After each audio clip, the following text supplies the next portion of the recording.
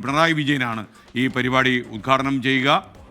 ഒരുപക്ഷെ കേരളം 2 ദിവസത്തെ ഉച്ചകോടിയിലൂടെ പ്രഖ്യാപിക്കുക. കേരളം ഇൻവെസ്റ്റർ ഫ്രണ്ട്ലി ആയ ഒരു സംസ്ഥാനമാണ്. നിക്ഷേപകർക്ക് അനുകൂലമായ സാഹചര്യവും കാലാവസ്ഥയുമാണ്. നിക്ഷേപകന് ഏകജാലക സംവിധാനം പോലെയുള്ള വഴികളിലൂടെ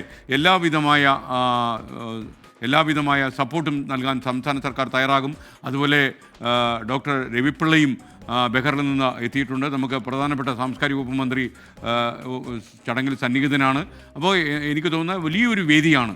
പ്രവാസികളും വ്യവസായ സംരംഭകരും വിദേശ പ്രതിനിധികളും സംസ്ഥാനത്തെ കക്ഷി രാഷ്ട്രീയ നേതാക്കന്മാരും പ്രതിപക്ഷ നേതാവും ഒക്കെ അടങ്ങുന്ന ഒരു വലിയ വേദിയാണ് ഇപ്പോൾ ബോൾഗാട്ടി ലുലു ഇൻ്റർനാഷണൽ കൺവെൻഷൻ സെൻ്ററിൽ നമ്മൾ കാണുന്നത്. ഒരുപക്ഷെ വലിയ പ്രതീക്ഷയാണ്. കാരണം ഈ കക്ഷി രാഷ്ട്രീയം വികസനത്തിൽ ഇടകലർത്തിയാൽ ഒരുപക്ഷെ നമുക്ക് കഴിഞ്ഞ കാലത്തെ അനുഭവം വെച്ച് നമ്മൾ വ്യവസായത്തിൻ്റെയും വികസനത്തിൻ്റെയും കാര്യത്തിൽ ഒരുപാട് പിന്നോക്കം പോകുമെന്നുള്ള തിരിച്ചറിവ് കൂടി ഈ സമ്മിറ്റിലുണ്ട് എന്ന് ഞാൻ മനസ്സിലാക്കുന്നു. വളരെ പ്രതീക്ഷയോടെ ഒരുപക്ഷെ ഭാവി കേരളത്തിൻ്റെ ആധാരശിലപാകുന്നതിൽ പുതിയ സങ്കല്പങ്ങൾ വേണം, മാറ്റത്തിൻ്റെ പുതിയ ദിശ വേണം, തൊഴിലവസരങ്ങൾ ഉണ്ടാകണം, നമ്മുടെ വിദേശ നാടുകളിലേക്ക് ചേക്കേറാതെ നമ്മുടെ ആളുകളെ ഇവിടെ തന്നെ പിടിച്ചു നിർത്താൻ കഴിയുന്ന സാഹചര്യം വേണം. ഇതെല്ലാം ലക്ഷ്യം വെക്കുന്ന വലിയൊരു സമ്മിറ്റിനാണ് ഇന്ന് കേരളം സാക്ഷ്യം വഹിക്കുന്നത്. 2 ദിവസമാണ് ഈ സമ്മിറ്റ് നടക്കുക. ഇന്നും നാളെയും കൊച്ചിയിലെ ബോൾഗാട്ടി ഇൻ്റർനാഷണൽ കൺവെൻഷൻ സെൻ്ററിലാണ് ഈ പരിപാടി നടക്കുന്നത്. അല്പസമയത്തിനകം ഉദ്ഘാടന സമ്മേളനം ആരംഭിക്കുമെന്നാണ് നമുക്ക് മനസ്സിലാക്കുന്നത്. ഇനി നിമിഷങ്ങൾ മാത്രമേ ബാക്കിയുള്ളൂ. ശ്രീകാന്ത് കൂടി നമുക്കൊപ്പം വീണ്ടും ചേരുന്നു. ശ്രീകാന്ത്, പരിപാടി തുടങ്ങാൻ എന്താണ് ഇനി താമസം? കാര്യം എല്ലാവരും സന്നിഹിതരായി കഴിഞ്ഞല്ലോ.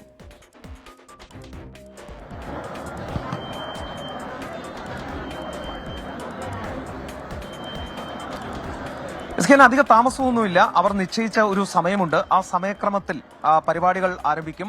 പ്രധാനപ്പെട്ട എല്ലാവരും തന്നെ എത്തിക്കഴിഞ്ഞിട്ടുണ്ട്. ഈ പരിപാടിയിൽ വേദിയിലിരിക്കേണ്ടവർ, സദസ്സിലിരിക്കേണ്ടവർ, അങ്ങനെ നിശ്ചയിക്കപ്പെട്ട ആളുകൾ എല്ലാവരും തന്നെ ഈ പരിപാടിയിലേക്ക് ഇതിനോടകം തന്നെ വന്നിട്ടുണ്ട്. ഈ പരിപാടിയുടെ ഒരു പ്രത്യേകത എന്ന് പറയുന്നത് ഇതിൽ സംസാരിക്കാൻ പോകുന്ന പ്രത്യേകം ശ്രദ്ധ നൽകുന്ന മേഖലകൾ അത് ഏതൊക്കെയാണ് എന്നുള്ളതാണ്.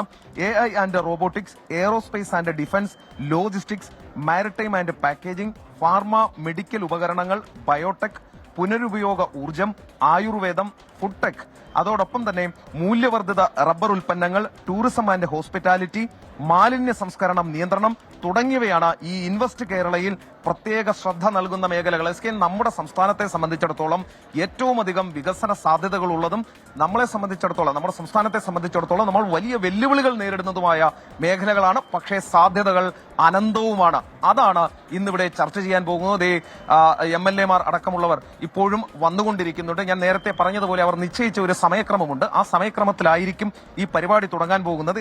മറ്റൊരു കാര്യം, ഇതിൽ പങ്കെടുക്കുന്ന രാജ്യങ്ങൾ അവർക്ക് ഈ മേഖലകളിൽ ഞാൻ നേരത്തെ പറഞ്ഞ ആ മേഖലകളിലൊക്കെ തന്നെ എക്സ്പെർട്ടൈസ് വളരെ നന്നായുള്ള രാജ്യങ്ങളിൽ നിന്നുള്ള പ്രതിനിധികളാണ് വരുന്നത്. അവരവരുടെ ആശയങ്ങൾ ഇവിടെ പങ്കുവെക്കും, അവരുടെ എക്സ്പെർട്ടൈസ് പരസ്പരം ഷെയർ ചെയ്യും എന്നുള്ളതും ഈ നടക്കാൻ പോകുന്ന ഇൻവെസ്റ്റേഴ്സ് മീറ്റിന്റെ ഏറ്റവും വലിയ പ്രത്യേകതയാണ്. Germany, Vietnam, Norway, Australia, Malaysia, France എന്നീ 6 രാജ്യങ്ങൾ ഇൻവെസ്റ്റ് കേരളയുടെ കൺട്രി പങ്കാളികളാണ്.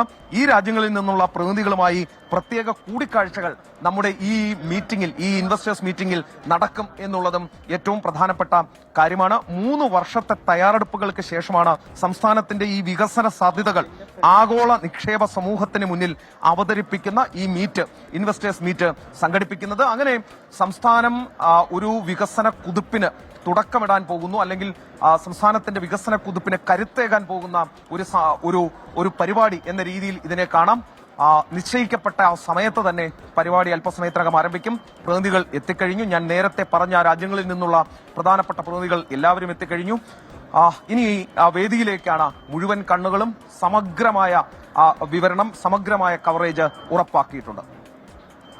ശ്രീകാന്താണ് വിവരങ്ങൾ നൽകിയത്. എന്തായാലും സമ്മിറ്റ് അല്പസമയത്തിനകം ഉദ്ഘാടനം ചെയ്യപ്പെടും. മുഖ്യമന്ത്രി പിണറായി വിജയനാണ് ഉദ്ഘാടകൻ.